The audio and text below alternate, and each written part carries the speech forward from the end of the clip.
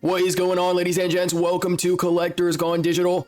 My name is Josh, and on today's episode, we are going to be covering all the key points from Mr. Chris Severs' interview with Ben Rose, the new co-CEO of VeVe. Now, this interview was in collaboration with GoCollect, and it was the first of its kind in written form. There is actually no video, but we have lots of points to discuss today. So as always, if you guys enjoy the content, make sure to like and subscribe. Grab a drink, grab a snack, sit back, relax, and enjoy.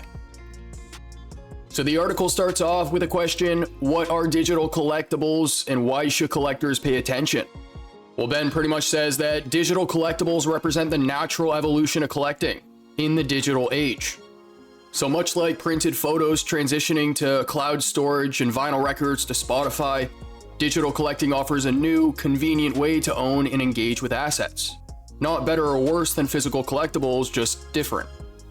Now, collectors can also access early editions and first appearances of unique items from anywhere in the world using just a smartphone. Not to mention, they can get access to things that they can't even get in real life, like MC1 or the Mona Lisa. Digital collectibles also have capabilities that physical collectibles just don't. So you can animate them or use augmented reality. Features like the new drop model make them even more dynamic, allowing for upgrades, music integrations, and more. So they say that as we spend more time online and shift into these quote-unquote metaverses, sharing these digital treasures feels like the next logical step. Now, the next topic they talk about here is why digital collectibles matter in a sustainable future. And of course, this is important to a lot of people.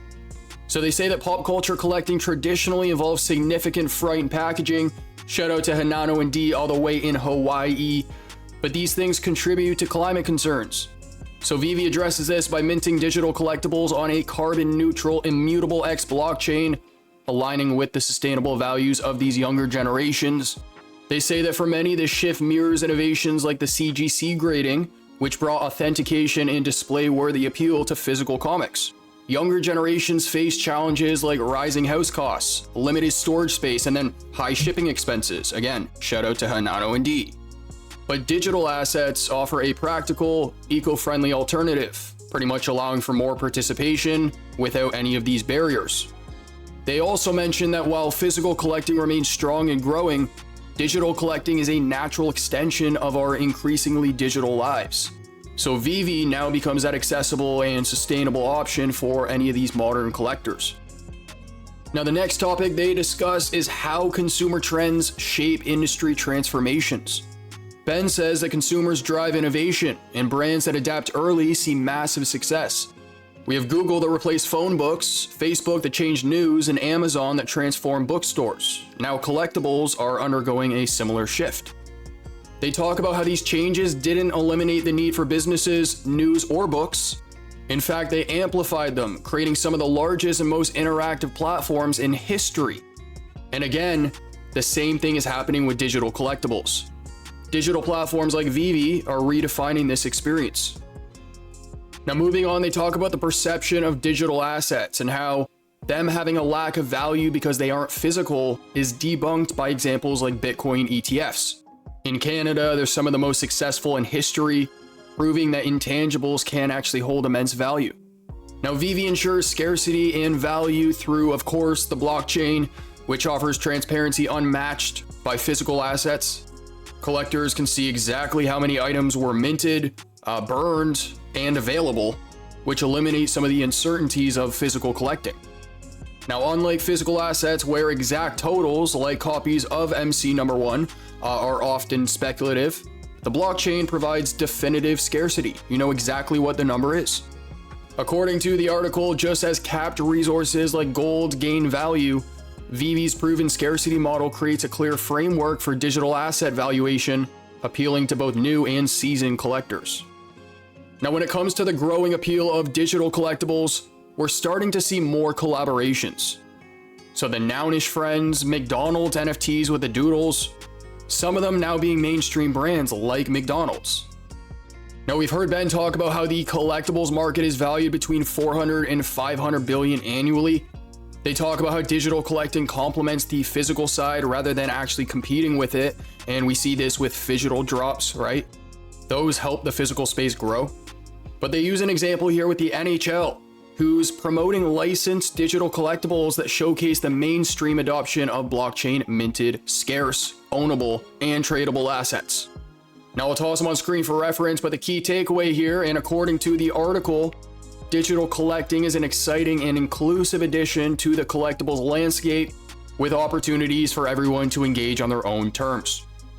Now, moving on, Ben talks about his journey, his upbringing, what he studied at Oxford, which was languages, how he moved into advertising, how he got to New Zealand, and all this stuff I actually covered in our original video about Ben. So I am going to link that down below.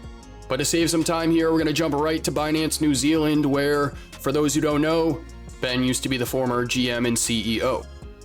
Now, he said he was able to draw parallels between his time at Binance and the world of digital collectibles. So at Binance, he faced the challenge of educating people about cryptocurrency, as most people were unfamiliar or unclear about its value. That situation is very similar to what's happening with digital collectibles at the moment, where many people outside the community don't understand what they are or why they should engage with them. So just like with Binance, he says the key is educating the public, raising awareness, and building momentum. And I think he's actually been doing a great job at all three. Now, when it comes to marketing, VeVe is working hard to grow its marketing and communication strategies. While they do work with big IP like Star Wars and Disney and Marvel, who all have massive social media followings, VeVe's integration with these brands is still evolving. And according to the article, some of these companies may not yet view digital collectibles as a primary focus.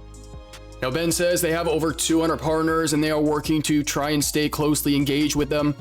A notable example of this is going to be the recent launch of VeVe Comics in collaboration with Marvel. Now, when it comes to the VeVeverse, Ben says it's a high priority project for the community and business, but it's a very ambitious one as well. Behind the scenes, planning, strategy, and decision making, they're all underway to help bring the vision to life, and soon more beta tester designs are going to be unveiled, leading up to the release for everyone planned in Q1.